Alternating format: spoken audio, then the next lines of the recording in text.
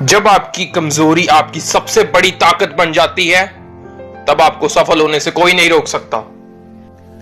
कुछ ऐसी ही स्टोरी के साथ मैं रौनक आज फिर से हाजिर हो गया हूं आप सबके लिए best idea for best life की तरफ से एक न्यू स्टोरी के साथ। तो चलिए शुरू करते हैं। यह कहानी एक ऐसे लड़के की है जिसे बोलने में थोड़ी प्रॉब्लम होती थी। उसकी जीभ का कुछ हिस्सा कटा हुआ था, जिसके कारण वो अच्छे से बोल नहीं सकता था। उस लड़के का नाम था अतुल। जब भी अतुल कुछ ना कुछ बोलता, सब लोग उसका मजाक उड़ाते, उसके ऊपर हंसते थे। इसी के कारण अतुल चुप रहने लगा था, वो ज्यादा कुछ बोलता भी नहीं था। अतुल के परिवार में उसके माता पिता और अतुल सिर्फ 3 ही लोग थे। अतुल के माँ बाप बूढ़े हो चुके थे और ऐसी हालत में भी नहीं थे कि वो खुद काम करके पैसे कमा सकें। तो अब घर की सारी जिम्मेवारी अतुल पे आ गई थी। अतुल पढ़ाई में बहुत अच्छा था, वो समझदार भी था। अतुल ने कोई न कोई नौकरी करने की सोची और अगले ही दिन से अतुल नौकरी ढूंढने में लग गया। उसने कई जगह ट्राई किया, काफी सारे रिजेक्शंस भी मिले, कोई भी उसे नौकरी देने के लिए तैयार ही नहीं था। तभी अतुल की माता जी बीमार हो गए और उसकी चिंता और बढ़ गई। अतुल बहुत परेशान हो चुका था, उसे कहीं भी नौकरी नहीं मिल रही थी। अतुल उदास होके सामने पार्क के एक बेंच पे जाके बैठ गया। जिस बेंच पे वो जाके बैठा था, उस पे काफी सारी किताबें रखी हुई थी, लेकिन अतुल इतना उदास था कि उसने उस किताबों पर ध्यान ही नहीं दिया। कुछ ही देर में वहां एक व्यक्ति आता है और उन किताबों को इकट्ठा करने लग जाता है। वो व्यक्ति अतुल को देखता है और उसे पूछता है, क्या हुआ भाई, इतने परेशान क्यों हो? लेकिन अतुल कोई जवाब ही नहीं देता। वो व्यक्ति फिर पूछता है, लेकिन अतुल फिर कुछ नहीं बोलता। उस व्यक्ति के 3-4 बार पूछने के बाद अतुल अपनी आवाज में कहता है कि मुझे कोई नौकरी नहीं मिल रही है, घर में मेरी मां बीमार पड़ी है और मुझे काम की बहुत जरूरत है। वो व्यक्ति अतुल से कहता है कि मैं तुम्हें एक शर्त पे नौकरी दिलवा सकता हूं। अतुल पूछता है, कौन सी शर्त? तब वो व्यक्ति अतुल को कुछ किताबें देता है और कहता है, अगर तुमने ये किताबें बेच दी तो मैं तुम्हें नौकरी दिलवा दूंगा। अतुल मरता क्या ना करता, उसे उम्मीद की एक किरण दिखी। अतुल ने तभी सभी किताबें ले ली और उन्हें बेचने के लिए तैयार हो गया। अतुल को बस किसी भी तरह एक नौकरी चाहिए थी। अतुल किताबें लेके शहर चला गया था और घर घर जाके किताबें बेचनी शुरू की। कई घरों से खाली हाथ लौटने के बाद उसने आखिरकार एक किताब बेच ही दी। जब अतुल की पहली किताब बिकी, तब अतुल का कॉन्फिडेंस बहुत बढ़ चुका था और उसकी उम्मीद भी बढ़ गई थी। अतुल ऐसे ही काम करता गया। उसने दिन रात एक करके सभी किताबें बेच दी। अतुल को किताबों के बदले जो पैसे मिले थे, वो उन्हें लेकर उस व्यक्ति के पास गया और उसे पैसे देकर कहा कि मैंने सभी किताबें बेच दी हैं।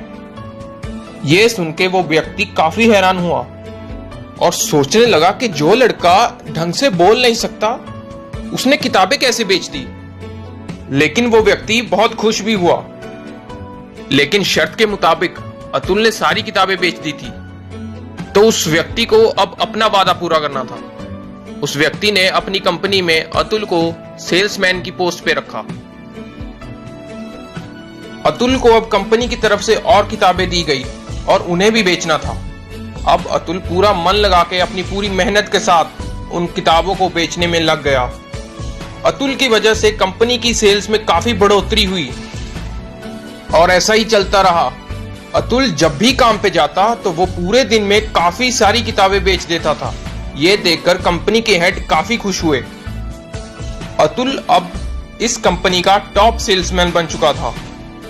वो कंपनी की सबसे ज्यादा सेल दे रहा था और एक दिन कंपनी ने उसे सेल्समैन ऑफ द ईयर बना दिया।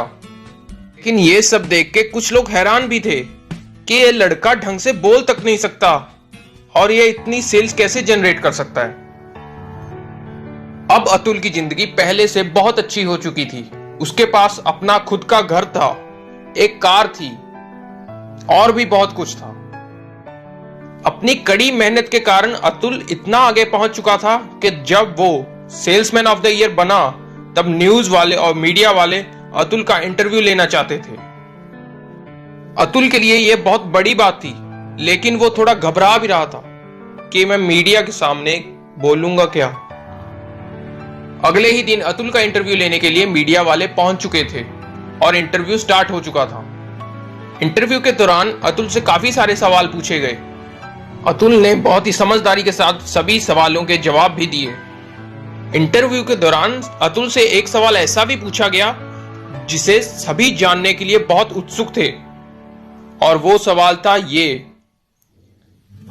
क्या आप हमें ये बता सकते हैं कि आप सेल्समैन ऑफ द ईयर बने कैसे? आप अपने कस्टमर से क्या बोलते हैं, ऐसा क्या कहते हैं कि वो आपके प्रोडक्ट लेने के लिए तैयार हो जाता है? तभी अतुल ने अपना जवाब दिया कि मैं जब भी किसी के भी घर किताबें बेचने जाता हूं तो मैं सिर्फ एक ही बात कहता हूं, सर मैं आपके लिए यह किताब पूरी फ्री में पढ़ के सुनाऊंगा। आपको यह किताब को पूरा सुनना है और उसके बाद आपको अगर यह किताब अच्छी लगी तो इसे खरीद लेना, अगर नहीं अच्छी लगी तो इसे मत खरीदना। वैसे यह किताब सिर्फ 100 रुपए की है। बस इतना बोलते ही मैं किताब पढ़ना शुरू कर देता हूं। जब भी मैं किताब की दूसरी या तीसरी लाइन पर पहुंचता हूं तभी सामने वाला मुझे 100 रुपए देता है और कहता है कि मैं खुद पढ़ लूंगा। बस ऐसे ही किताब बिक जाती है। अतुल का जवाब सुन के सभी बहुत खुश भी हुए और हैरान भी हुए। तो इसी के साथ ये कहानी यहीं खत्म हो जाती है। अतुल की ये कहानी हमें अपनी कमजोरी को अपनी ताकत में बदलना सिखाती है। इस कहानी से हमें यह लेसन मिलता है कि हमें भी अपनी कमजोरियों को, अपने डर को हराना होगा, अपने आप को मजबूत बनाना होगा ताकि हम भी अपने सपने पूरे कर सकें। तो इसी के साथ ही best ideas for best life लेकर फिर से हाजिर होंगे आप सबके लिए न्यू स्टोरी। तब तक दीजिए हम सबको इजाजत। जय हिंद, जय भारत।